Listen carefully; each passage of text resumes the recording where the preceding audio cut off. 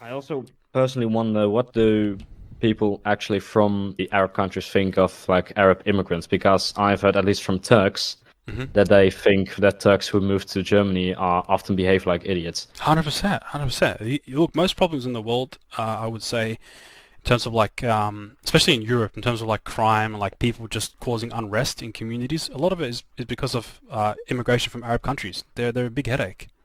Yeah, we just have to Yeah, be honest. It's a fact. yeah, yeah, that's what a lot of people here are trying to avoid. They Hmm. are avoiding things they even witness themselves.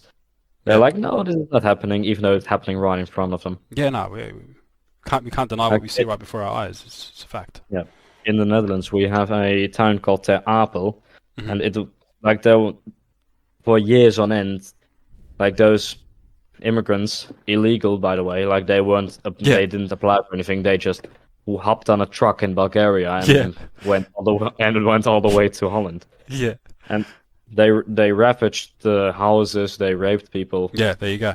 Hmm. and they did all kinds of stuff that would get them killed in their home countries. Yeah, for sure. There was this one incident with this Syrian guy flashing his penis at little girls going to Hmm. school. Not surprised. And he was supposed to be deported 3 times. Really, Supposed, yeah. really. He As if wasn't even anyone would supposed to be there at hesitate all. dealing with someone like that, bro. Just kick him out, no remorse. Yeah, Flashing he was his yeah, he was beat children. up. He They beat was him beat up. up, Yeah, well, he deserves it. but the problem was that he should have been deported, but he wasn't. Yeah, yeah, yeah. Beating him up is not enough. Honestly, these guys, their biggest dream is to live in a Western country. So you want to Yeah, punish them, just kick them out. yeah, Simple as but that. there is this one thing. I'm kind of seeing the trend where the people from the Middle East who are unable to fulfill their freakishly horrible desires, Hmm. they think, oh well, if I do it here, I get killed, but if I do it there, Yes, I get away with it, or I, I just get a slap on the wrist. they can just say, oh, you're racist for even looking at me that That's way. another thing that we play the victim a lot. The Arabs tend to do that. We're masters at that. You know what? I just Yeah, uploaded the video on my personal channel talking about the conflict between Palestine and Israel, and I completely just go off on a tangent about how retarded a lot of us Muslims and Arabs are. Like we're just complete idiots, to be honest. I call us stupid and dumb because we are. yeah. We don't know our religion. We make a lot of claims about it, and we think we're doing things in the name of it, and we've given it a terrible name. Like people think we're terrorists and all this stuff, and it's true. A lot of Muslims are. Yeah. I'll be honest with you. A lot of Arabs, but these aren't things that are actually from the religion, believe it or not. These are cultural influences that we're forcing onto our Yeah, religion, and we're that's using it as a scapegoat so that we can do these things that we want to do because we're evil inside. We're sick, I animalistic. feel I feel it's just how do you call that? It's giving Islam a very bad reputation. 100%.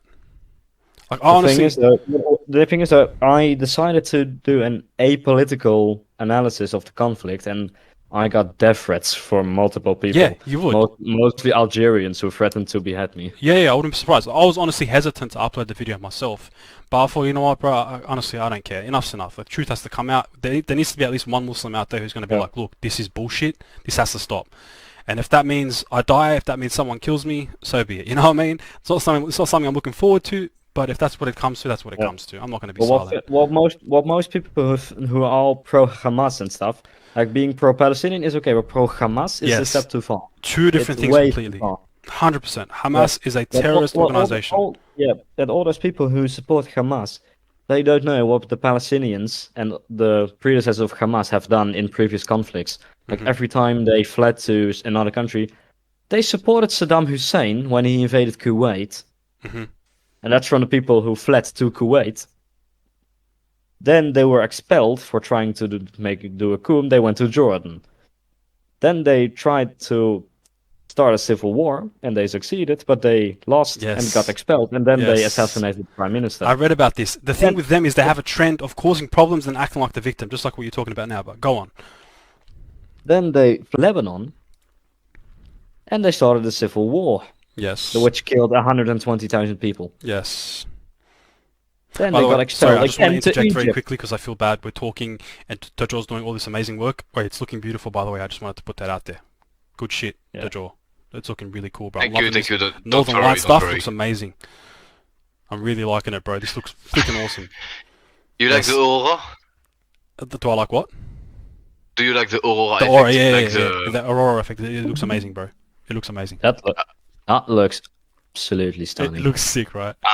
It's a thank you movie of like guys. nice. Thank you so Yeah. much. Yeah. Sorry to cut you I off, will. Darko. Yeah, keep Um, talking, guys. I'm just listening to you uh, guys. Don't uh, worry. the Palestinians, well, currently they are in Egypt, Yeah. together with Hezbollah, and they are basically wreaking havoc across the border. 100%. Look, you know what? People I should. mean, People. they killed like 3,500 Egyptian soldiers. Yeah, yeah, yeah. I'm not surprised. Look, you know what's funny, bro? Egyptians are like what? They're technically the brothers to the Palestinians, right? They share the same religion, similar heritage. Yet, is anyone thinking to ask how come Egypt is not just opening their borders to Gaza? They share a border. Why aren't they know, helping them? they know, Because they don't want to help they them. know They what's, know what kind of people live there. The yeah, criminals. they know To be precisely fair, what's going to to be happen. fair, to be fair, any country that's in the position where they have to accept a huge number of people is going to be He's going to be kind of like reluctant. apprehensive, like You're right. who are these people? Yeah, And yes, and like I don't want to defame the Palestine. Like, these people are going through a little, like, honestly, I think it's a genocide. That's my 100%. interpretation The of what's going civilians, on. though. You're right. But Civilians. anyone who any country who's being told, okay, there's 500,000 people, there's 1.9, I think it's close to 2 million now, a huge number of people who are on your border and they want to go into your country, and these people, they have political desires. They still consider that the state of Israel is not a legitimate state, that they have a Yes. state over there. They're Yes. gonna want to use your country as a way to sort of like, so they're gonna basically eventually they're trying to create a cause state within a state, like what they did in Lebanon. yes, like that. They created a state within a state. Yeah. And And what's gonna happen is the really, political leadership in Egypt, yeah, they're going to bottom. They are going to bottom they're from gonna your say that country. we don't want. Because Egypt, the Sinai was given back to Egypt from Israel on the pretense that Egypt is peaceful towards Israel. How can you be peaceful if you take in 2 million people that hate Israel, right? So what I'm trying to say That's a is that, good like, point. you were mentioning before about Islam. Yeah. There were a lot of people. There's a lot of people who say, a lot of Muslims who make the religion look bad. But also there's a lot of people who literally just lie about the religion, right? They say that there's a hadith that's not really, authentic, and they say the Prophet said this, the Prophet did that. And they also just lie about the Quran. So I think 100%. there's lying coming on both sides. I don't think it's just one side that's like the Muslims that are lying about the religion. I think it's also non-Muslims who just think that because like they've been taught by the Western media that Muslims are inherently evil, are inherently bad, they're inherently anti-Western, and so It's they immediately think that anything, yeah, yeah, anything negative about Muslims that does greatly depend on the country. Like in Poland, they tend to be fairly critical of Islam, and in the Netherlands, it's praised beyond belief. Yeah. Like I am you pretty see much not Polish are allowed to critical about it. Yeah, the Polish, they do everything to keep like Syrian immigrants and stuff out, and they criticize the Quran quite a fair amount. But in the That's Netherlands, more about like the immigration, that's not about the religion, yeah, but I'm not saying that. but they tend to, some politicians, they tend to justify it using Islam. Like they say Yeah, they it's think like Islam is a threat. It's a threat to their way of life and everything. Yeah, precisely. But in the Netherlands, if I were to criticize Islam for, its history and stuff, people would want me dead, and not even the Muslims, but like leftists.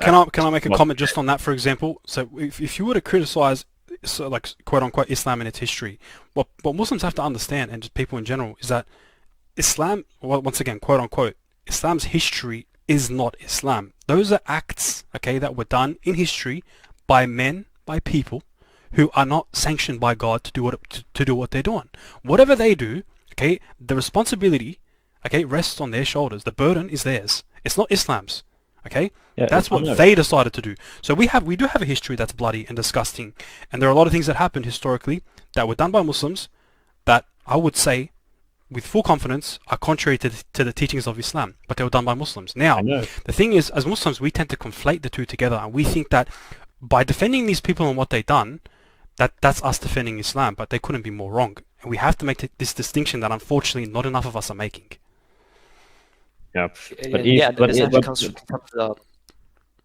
this comes a lot from people who are completely ignorant about like how Islam is. Yes. For example, like I'm not I'm not trying to be sectarian, but like Shi'is, for example, there's a bunch of videos. There's a lot of evidence of them doing crazy things. For example, they have 100%. a festival yearly Yes. They where they take slash they themselves take and knives and they cut their yeah. back. Yeah. Yeah, and another crazy things were attributed to that sect, and that's more of an that's within Islam. But Yeah. people like this is a more extreme example, like ISIS, for example. 100%. ISIS says they're Muslims, right?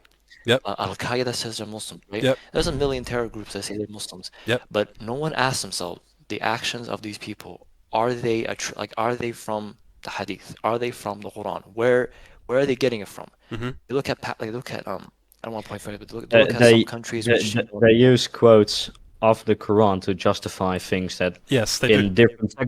in different sections of the Quran Yes. they say it's a sin, the context is but important, right? they use different Yes. verses to justify their brute acts. Yes. Context is indeed key in this regard, because I can make a statement right now, okay, and within that statement there was a precursor to what I said, and there was something that I said after that statement, and taking that statement on its own is definitely not going to express much of what I'm saying, because the context is missing. What am I talking about exactly? Who's intended?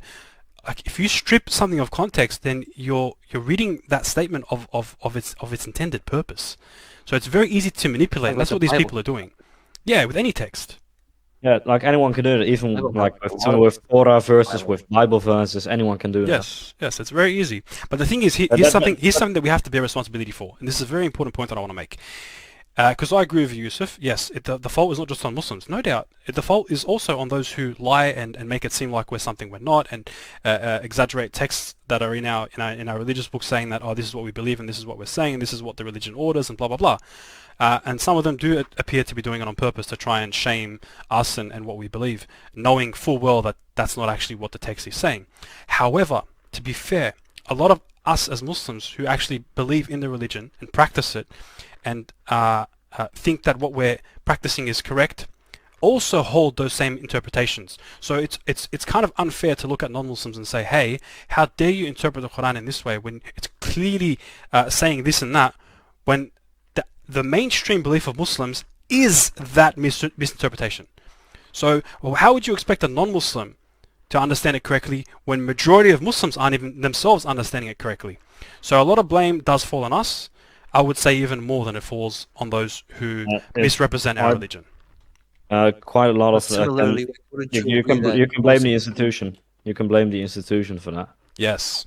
Like, wouldn't you agree that those those extremists, they also have extreme interpretations? Why is nobody giving that a very close view? Why is nobody saying, okay, this specific guy who claims that this act of terror is okay, where is he getting this from? If he believes that, if for example, a lot of the guys who were in these terror groups, they were part of armies, and so they're doing what they're doing because they have political motives, not because of the religion. It's not. Most of the time, there are some groups that are literally, they believe that because of the religion of Islam, they have the right to kill anyone who's not Muslim. Mm-hmm. Go But to their homes and kill them. listen, do you I'll be right want me to tell you something? No worries. Do you want me to tell you something very quickly? And sorry to interject, because this is very important. And you believe me or not, and I can prove it. Do you want me to tell you something that's gonna blow you away? Okay. See what you just said there about I'll just rephrase.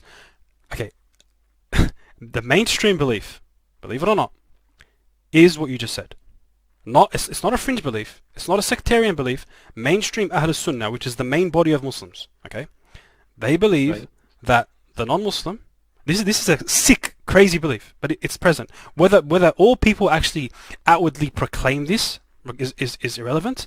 But their scholars that they go back to, their books and stuff, and their teachings, their traditional teachings, not the religion itself, but what they've inherited of tradition and culture, that shapes their understanding of the religion, teaches you that the non-Muslim, all right, and I really don't want to say it because it's that bad, but basically that, I'll say it in Arabic, halal ad-dam, you know what I mean? That, like, they don't have any sanctity in life. This is a mainstream belief. In what scenario? Can you go to their homes and do that? Like, the Prophet was around non-Muslims. What did he do? Did he just kill any non-Muslim? Okay, you know what's he preventing them? Was- Okay, let me mention Saudi scholars, for example, mainstream ones, okay, Salafi ones, like Ibn Uthaymin, Bin Baz, Albani, and stuff like that. Well, Albani's not Salafi, but we all know that. Sorry, he's not Saudi, but we all know his standing amongst the people of that school of thought. He And was I Salafi. studied, yeah, he was Salafi, yeah, but it wasn't Saudi, is what I mean. He's Albanian, but it was me personally. I studied in Saudi Arabia. I studied religion there, okay, for like 2 years at least. So I wouldn't consider myself an authority, but I do have right to sort of speak and represent what they're about. They are my teachers, and I personally at the moment don't hold the same beliefs, but I know of their beliefs.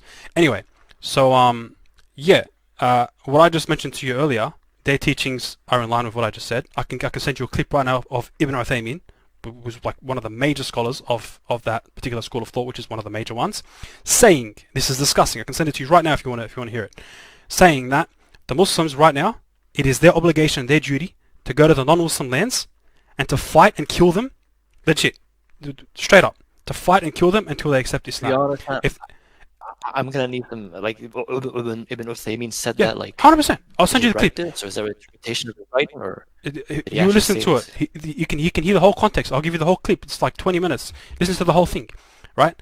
But I'll give you a timestamp of the exact point where he says this, but you can listen to the whole thing and see if you're missing anything. I'll give you the whole context, brother. But Ibn Nothing stripped. Uthaymeen is more of that he was more of a pacifist. He was more of a. That's what you He's think. not really I'll tell you the justification. You know how you said earlier there's context. You know what their context is? You know what's stopping them from perpetrating something like this? You know what it is, bro? The reason is us as a nation today in the world, Muslims, we are weak. We don't hold the power and ability to be able to go out there and take on the world. And that's why we got to be smart and be all peaceful towards people. Because if we were to try and do anything, it's just going to bring about more evil towards us because we're obviously not going to win. This is what they say. I can show you heaps of scholars of this way of thinking. This is their way of thinking. Literally. It's disgusting. This is mainstream. It's no Are joke. you sure that he was not? Are you sure that, for example, he was the round position of like when the Iraqis, like he was criticizing with the Saudi like allyship with the West in regards to putting military. But was he talking about how the West treats Muslims and how they should respond? Was he talking about No. self-defense, or was He talking was about he was actually- explaining he was explaining a verse, right? I think the verse is وَاقْتُلُوا الْمُشْرِكِينَ كَافَّةً كَمَا يَقْتُلُونَكُمْ كَافَّةً قاتلوا الذين يقاتلون. No, what's the verse? قاتلوا المشركين كافة كما يقاتلونكم كافة. Okay, and he said that this verse is telling you to fight all the disbelievers. So every single disbeliever that exists out there in the world, it is our obligation, you know, due to this verse's command, to go out there and take on every single disbeliever. When the verse is not telling you that, the verse was saying that the disbelievers who were attacking the Prophet and those around him in the time when they were being oppressed, because there were a minority with a different belief amongst people who saw this new belief as threatening to them, and they were what's the word? They were what's that word when they were persecuting them, right? So God was basically when they reached the stage that they had their own state, they'd moved out, people gave them support, gave them a home, and said that we'll protect you to death, and they were continuously getting attacked by these Meccans coming to Medina and attacking them. Permission was given for them to defend themselves, and they were told that in the same way these disbelievers are all coming together to attack you, right, and persecute you, and to rid the world of you coming out with this new belief and threatening their way of life. You, in the same way, should get together and defend yourself against their complete attack. You know, have a complete defense. There you go. That's what the verse is saying. It wasn't. Yeah, defend yourself, right? Defend The yourself, verses are very that's clear. The clear, Quran okay. could not be clearer. Fighting in Islam is only permitted in defense. There's no offensive fighting. But you know what jihad al-talab is? Jihad al-talab, that's offensive fighting. This is something that the religious scholars have concocted that has no presence in the religious text itself. This is a complete innovation, and it's a mainstream belief that Muslims believe there's something called jihad al-talab. Look it up. This is completely unanimous with majority of the Muslims.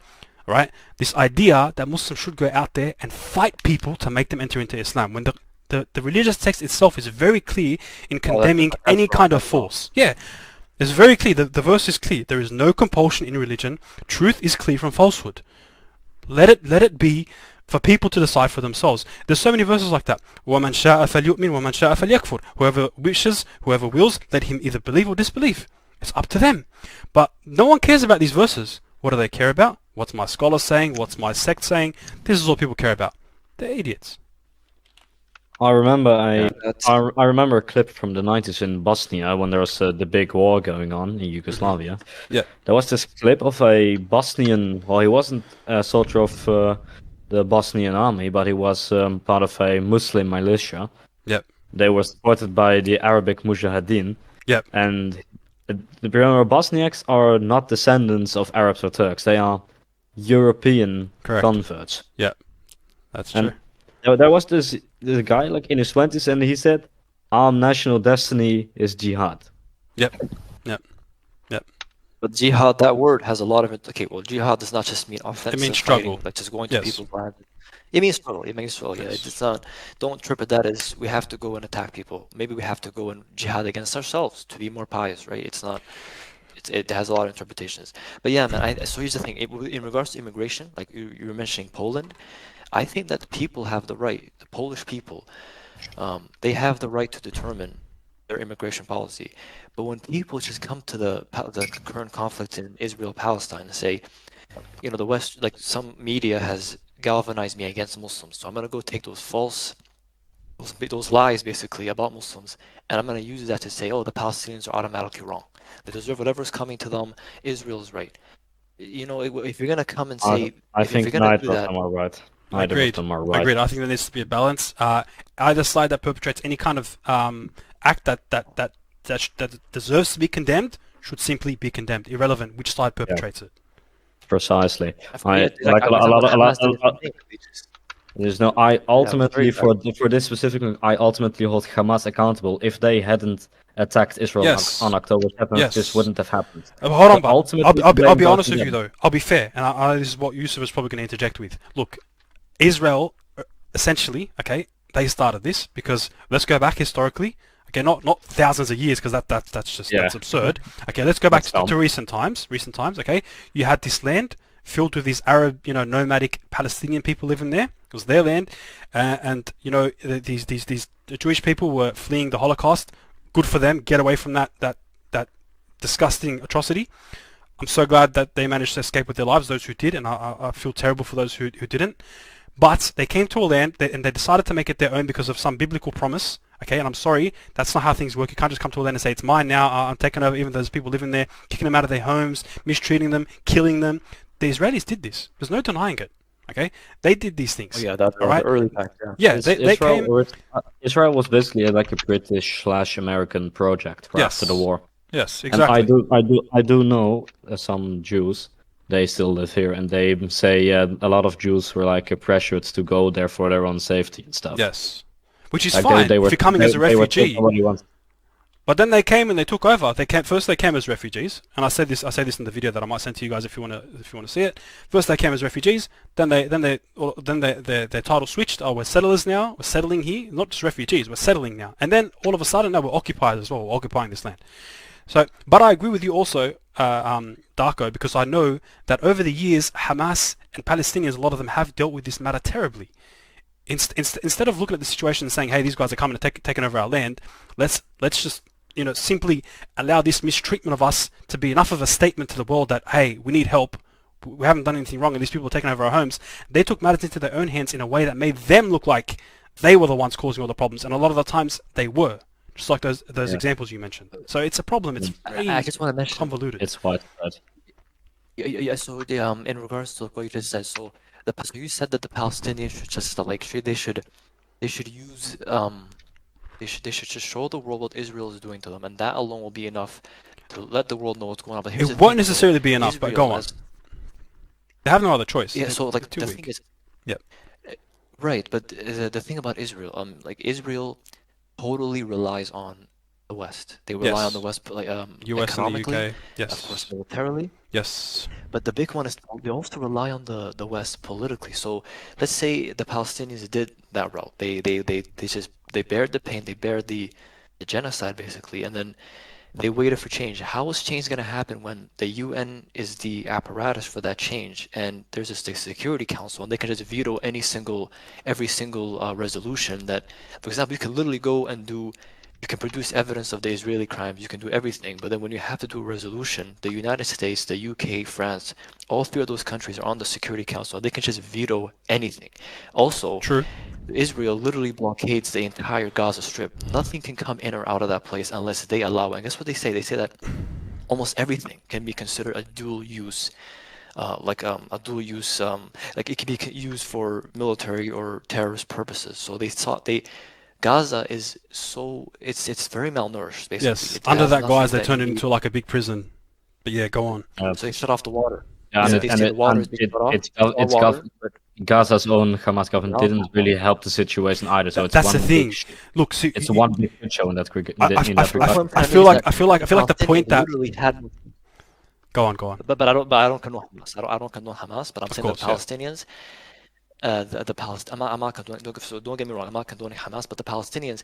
That other route of just waiting for the world to see what's happening and to respond to this atrocity. That peaceful route was cut off from them because all the ways of achieving that goal is the Israelis stop it. Not necessarily. Look, every Yusuf, time Yusuf. the- I have to be honest with you, bro. That's the narrative that we're fed as Arabs and as Muslims, bro. There's more to it, bro, and that's the side that you'll get from Darko that he's talking about. There's actually a balance here. Darko, he'll probably receive more of the information unless he's done a lot of individual research. But in terms of what he'll get from like other people without looking into it much, he's gonna get the Israeli side more so, because like obviously Western influence. And I would say, and me as well, from the people that we listen to, if we listen to people, we're gonna get the other narrative. But there's a balance in between where both sides have committed serious wrongs, okay? And the solution is not either this or that. It's actually, it's sort of a mixing of the two with some kind of middle ground. But I'll say this, bro. The reason why it's hard to measure the success of the peaceful route is because it's never actually been a route that has been taken by the Palestinians. Sadly, Yeah. they've always Thing acted is, in a way that they made things actually- worse for them. There was also one thing. One of the reasons why Hamas attacked Israel on October 7th Yeah. was Israel was trying to With Saudi Arabia. actually, they were actually Yes. trying to form diplomatical ties, like Yes. as a way to reconcile with the rest of the Exactly, Arab and they world. wanted to undermine it, the dogs, and they succeeded. Yeah, and you saying that? Yeah, they, that's the core with the core belief of Hamas is that Israel shouldn't exist. لن نعترف بإسرائيل. Yes, that's and their they- slogan. We'll they never see- recognize they- it. Yeah, and they see Israel establishing ties with Saudi Arabia. They see it Threatens as that. a betrayal. Yes. They see it as Yes. betrayal, Yes, and yes. they don't want that to happen. Yes. Darko, can you please repeat what you just said about so you said that the Palestinians were trying to do something to the No, it's not Saudis? not, not the Palestinians. No, no, it no. was Israel. Hamas. Yeah, no, You're right.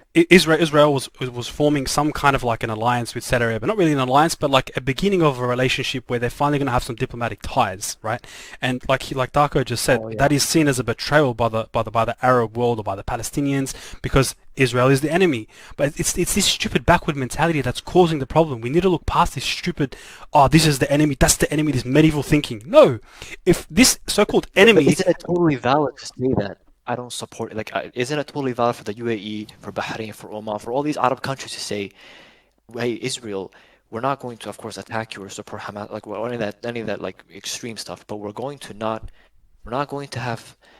Look, they have to show solidarity with the Palestinian people. You can't just turn your back and say, you "I'm can going you to also you have can do that with ties having with them." diplomatic ties. Diplomatic ties is not a way of showing that hey, I support everything you do. No, it means that we're going to talk now, which means that there's easier But the chances of coming to a Palestinian people have solution. a signal.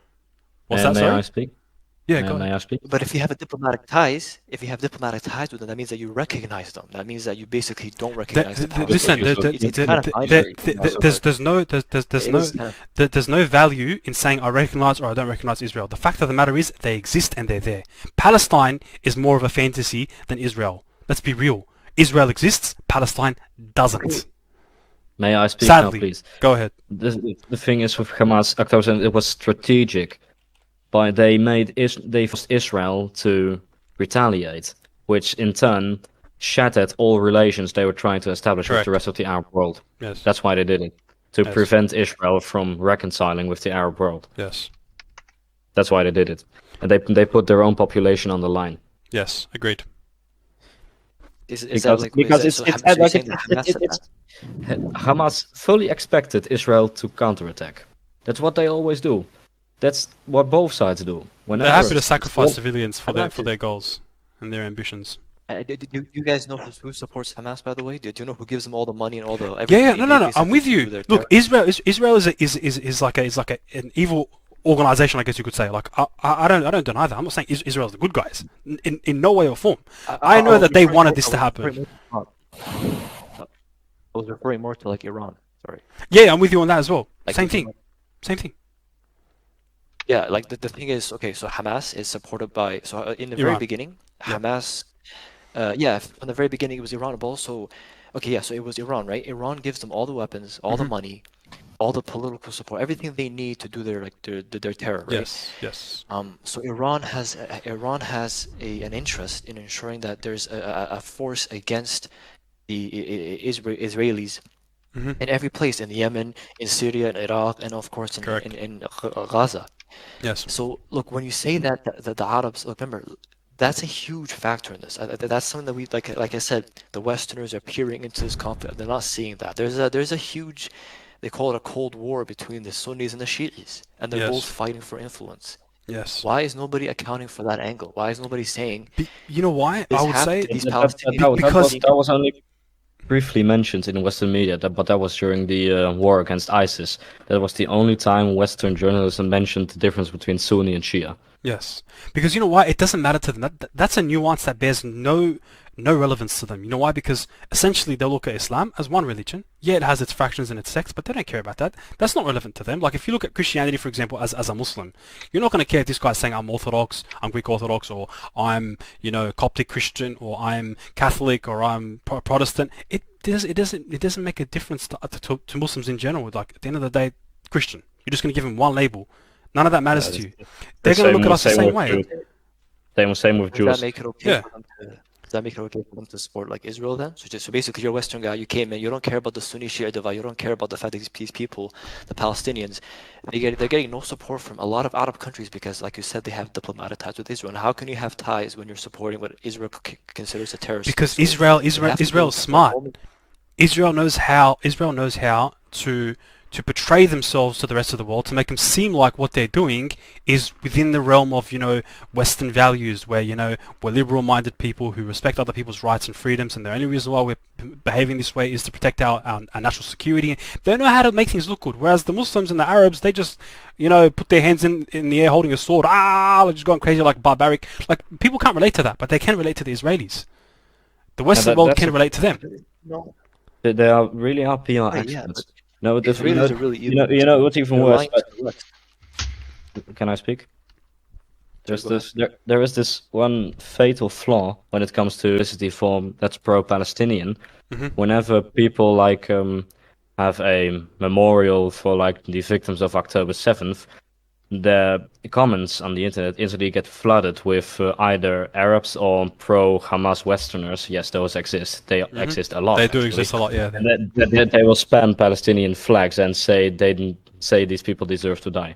And Yeah, that's there why you go. Palestine itself gets a very bad rep 100%. because of its purpose. And that's the same goes for Israel as well. They do it. Yes, They do that it too. Yes, but the sad thing is, we have the worst PR. Muslims, Arabs, the worst PR. So it's very hard to blame non-Muslims. It's very hard to blame the West when they side with these people. Even though, if you look into it, Yusuf, of course, it's very clear to a Muslim and an Arab that the Israelis are big oppressors towards Palestinians. I'm not denying that whatsoever. It's very clear. But to a non-Muslim, to a Westerner, when they look at the situation, all they're going to see is crazy, barbaric, Allahu Akbar screaming Arabs and Muslims, okay? And then they're going to look at Israel and they're going to see Western people, the way they dress, the way they behave, the way they look, their values, the way they speak. All these things are very reminiscent of themselves. So it's like, who are we going to support? We're going to support us. We're not going to support these weird, barbaric, backward, medieval type individuals. Why? They're crazy. It makes perfect sense. I understand. I understand how the Westerners would sort of look into this and say, okay, that's my view. So, with what you've said, you've basically made it so that Arabs can't support the Palestinians outright. At the same time, they can't support the Israelis because their entire Sunnis and Shiites would both in their population be like, oh, you can't support these guys. So, the Arabs have no option but to allow what is happening to continue. You see what I'm trying to say? Because you're looking at it as a matter of support. Why support? Don't support either. But in fact, place restriction on both. Palestinians, stop killing civilians, bro. Israelis, stop killing civilians, bro. Done. That's it. That's all the world has to enforce. But people don't want this kind of change because all this is creating some kind of greedy benefit for them in some way or form. So they're not going to stop it. But saying, hey, but coming to both sides.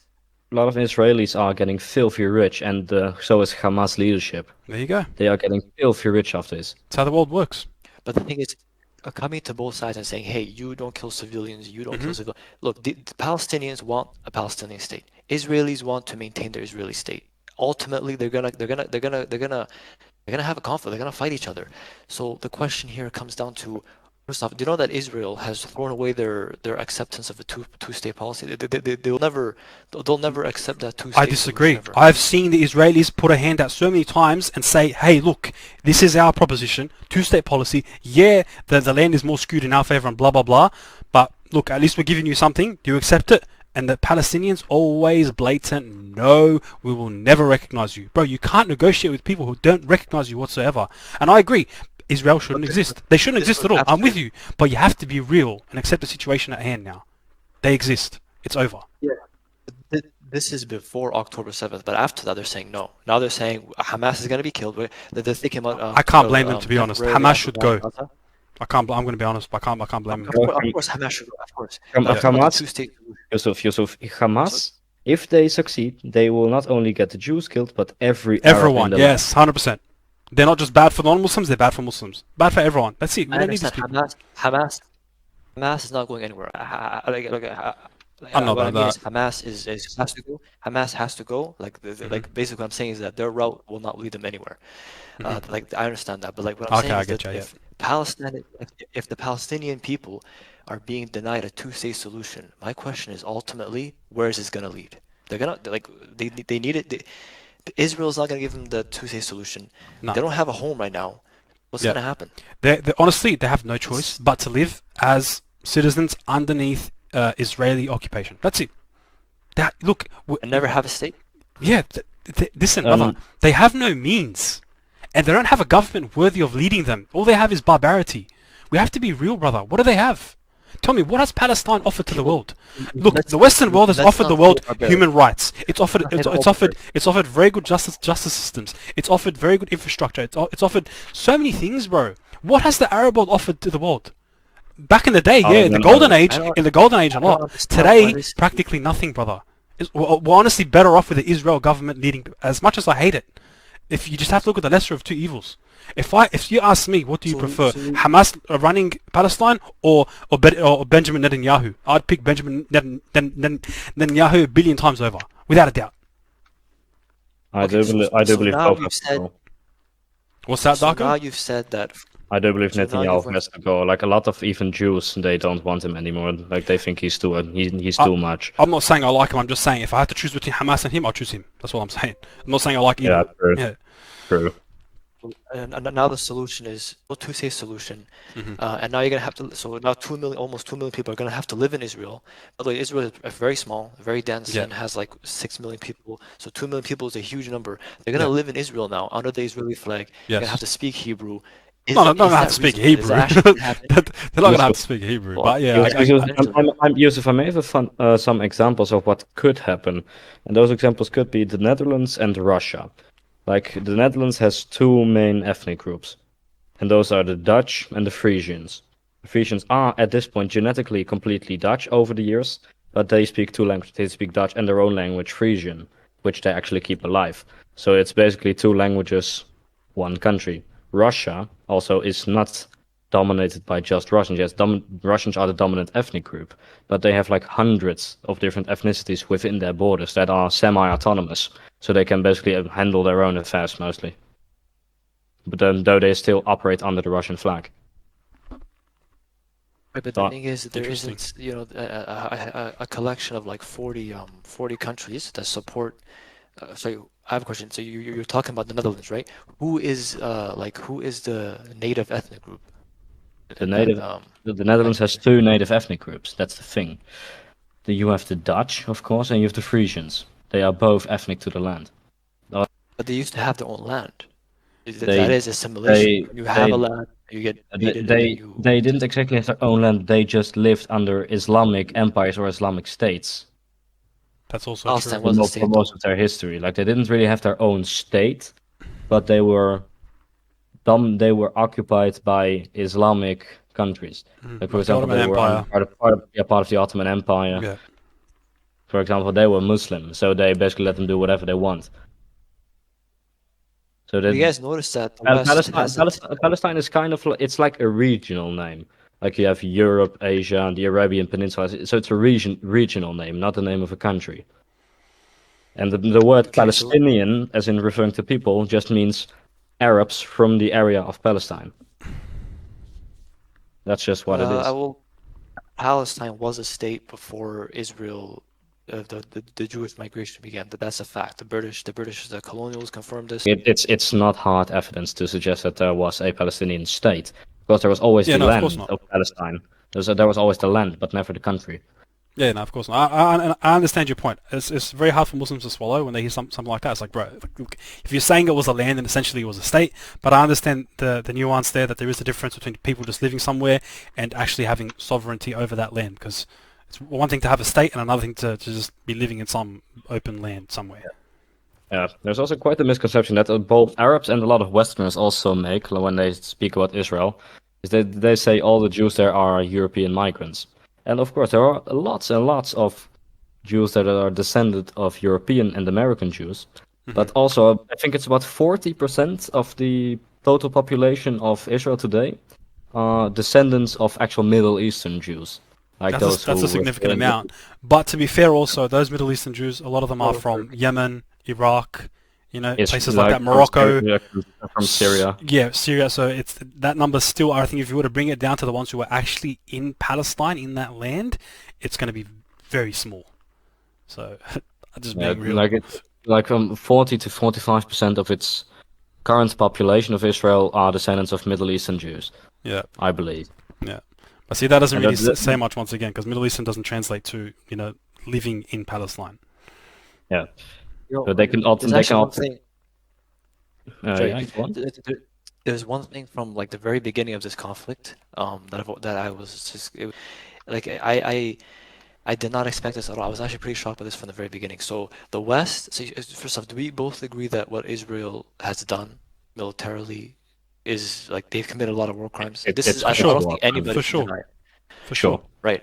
So the West has not once, and by the way, when I say the West, I'm not trying to like blame everybody. I'm just saying like the United States, Yeah, the the governments. UK and France, the political leaderships, they have not once used the vast support they're giving Israel to say, hey, if you don't stop doing these things, these specific war crimes, you're not gonna get support from us. Why is that? Like that's I might have Yusuf, I might have an explanation for you. The reason why they are not doing that as much as they would do to other countries is because they have personal interest in the region. Yes. They need an unstable Middle East in Yes, order to that's all they achieve care about. those interests. That's also why when the Yugoslav wars happened, they waited with the support until the massacres had already happened. There you go. These are the people that run the world, bro. The, So U- so the US only intervened in the Balkans after it went wrong, not before. After it went wrong, it cost tens of thousands of people their lives, and their solution was even worse by bombing population centers instead of military targets. There you go. They started bombing Belgrade like there was no tomorrow. And they said they would hit anti-air installations. No, they didn't. They hit 2 hospitals, 2 schools, and a bridge. Ridiculous. this was in the 90s, but so I don't really like a lot of stuff happened in that. So the Soviet Union like fell, like the Yugoslav wars, were they like was Yugoslav a part of the Soviet Union? Like I No, don't it know about wasn't. that region. Do you know the Balkans? That's like Southern Europe, like near Greece and stuff. It's southeastern Europe. So Okay. Yugoslavia was comprised of the sovereign Slavs and a small minority of Albanians. So you had the Slovenians, Croats, Bosniaks, Serbs, and Macedonians, and very small amount of Albanians. They were like Okay. they were minorities and stuff. Most like 4 of those 6. No, sorry, I forgot Montenegro. 4 of those 6 big nationalities spoke the same language, but had different religions. And you of course had, like, Croatia was Catholic.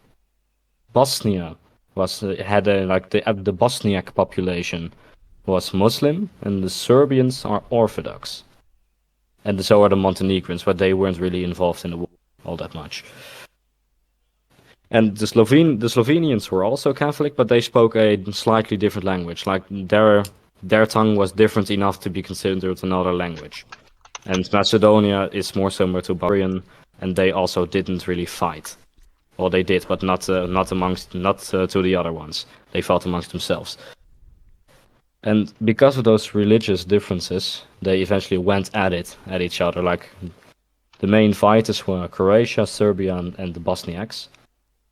They all went to Bosnia because both Croatia and Serbia have massive minorities in Bosnia, as in massive, like 30% of the Bosnian population is ethnic Serbian, and like 15% is Croatian, and only the rest is Bosniak, so barely more than half. They descended on Bosnia and wreaked havoc amongst each other, trying to claim their own ethnic dominant regions. Like the Serbs were trying to capture the majority Serbian areas of Bosnia and incorporate them into a bigger Serbia.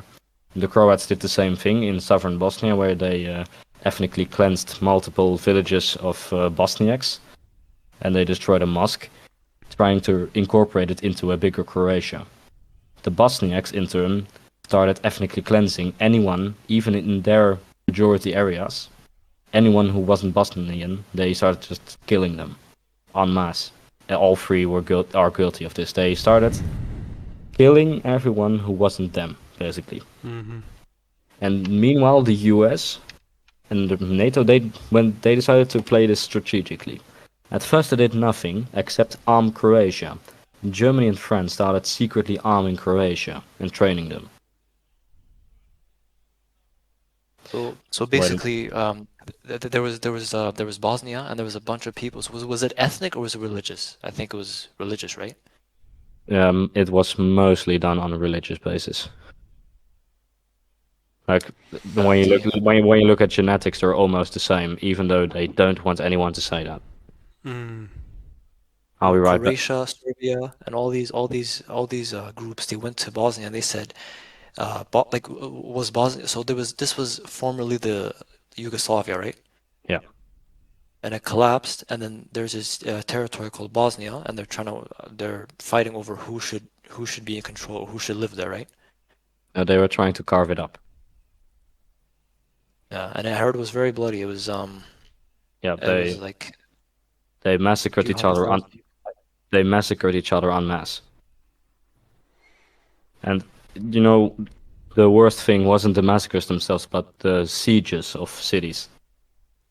Like not I only heard not only Bosnia was it. Like there were attacks in Serbia and in mainland Croatia.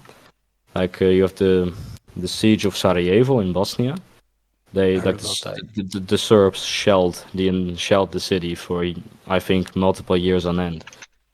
And you also have in Croatia, as soon when Croatia declared its independence and started fighting, the Yugoslav Navy, they started shelling a Croatian coastal city. I believe it was called, what was it called again? It was on the coast. Dubrovnik. They shelled Dubrovnik. So from what I've read and from what I've heard about this conflict, I think that, just tell me if I'm wrong, like was it the Serbians who were mostly out wrong here, or was it I think the other major interest was like the Croatians, right? Let's say the Croatians, they started fighting. Like they broke away. Like Slovenia also left, but that wasn't that wasn't a big fuss. Like the Yugoslav army left within a day. They were just like, yeah, you do you. But then Croatia, which was a major economic hub for Yugoslavia, they decided, you know what, we're also going to leave. And they already made plans to get rid of the very sizable Serbian minority in the country. And they ultimately expelled like 200,000 Serbs from the land. Yugoslav wars. They did. And I'm not they denying did that. this without any right, because they weren't like they simply wanted to take territory, and they saw themselves as a majority, so they can just take as much territory as they want. And now there's and Kosovo. So is Kosovo right in the middle of? Is it like in the? Was it? Oh, it's the south of Serbia. It's the south of Serbia. Yeah. The thing Hopefully is, just you know the reason why all those Serbs in other areas of Yugoslavia wanted to join Serbia? That's because the borders of the provinces, now independent countries, were not drawn up with ethnic lines in mind, but with economic lines in mind. Like there Similar are situation. right now more Serbs live outside of Serbia than inside of Serbia. That's how bad it is. Like a third of Bosnia, a third of its population is Serbian. Also, hundreds of thousands of Serbs live in northern and southern Croatia. The borders were not drawn with ethnic lines in mind. If they were, Serbia would be more than twice as big as it is today. And Croatia would lose territory but win some territory in the southeast. And Bosnia would be half its size. It's a There's a complicated reason why they mess. call it the Balkans. It's a complicated mess. And the Serbs certainly are not innocent. They are not. They did do horrible stuff. None of these nations are. Yeah, the thing I am worried about is that people like to only talk about what the Serbs did, but they ignore what the others did, and that's dangerous. Mm-hmm. Yeah, for sure. I heard a lot. There was a lot. So the thing is, there was a lot of militias, like a lot of unofficial, like militant groups. So it's hard to really get the image of what happened. But like, I just keep hearing, Serbia shelled this village. Serbia walked into this village and killed everyone. Serbia is being like they're not changing their stance on this. So it looks like Serbia is the main aggressor, you know. But I don't know. The thing is, there were many like separatist states that were run by Serbs.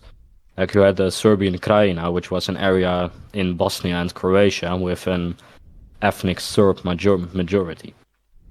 Like they wanted to secede from Croatia and Bosnia respectively in order to join the Serbian state because they didn't feel safe with, the others, given that everyone hated each other those years.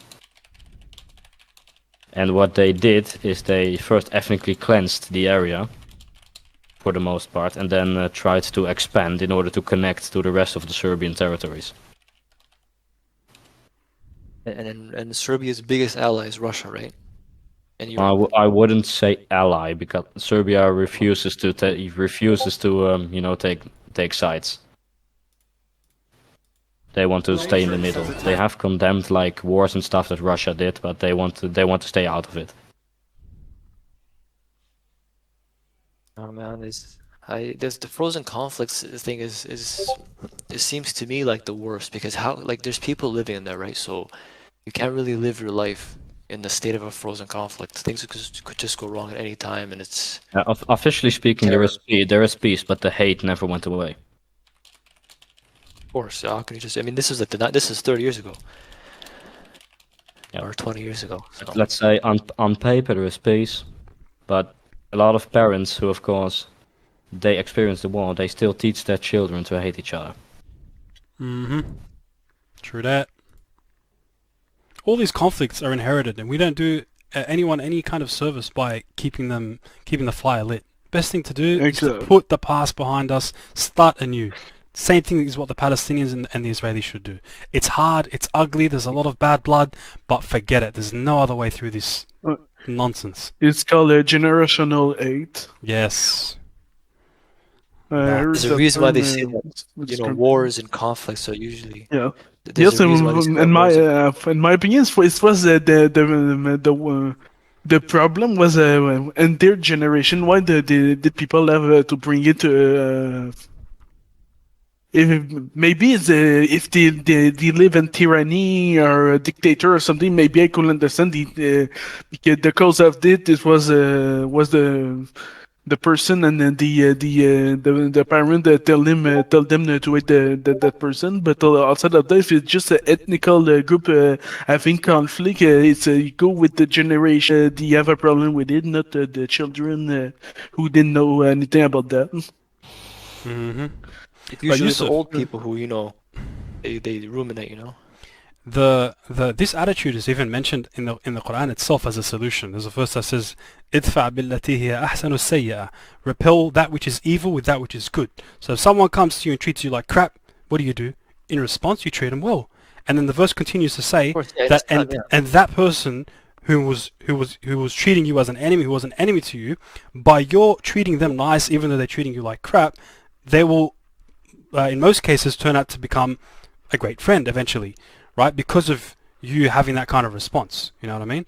The verse is very clear on that. And yeah, it's going to be very hard to imagine that kind of thing happening with Israelis, or with the Israeli occupation and their attitude towards us. We know with the history there that's hard to imagine, but it's still possible. And I've spoken to Israelis, and them realizing that I'm not this typical Jewish hater that most Muslims tend to be, they were very open with me and said, "Whoa, you're different," and we got along very well. It's possible. It's just we got to remove these barriers. That's all. Yeah.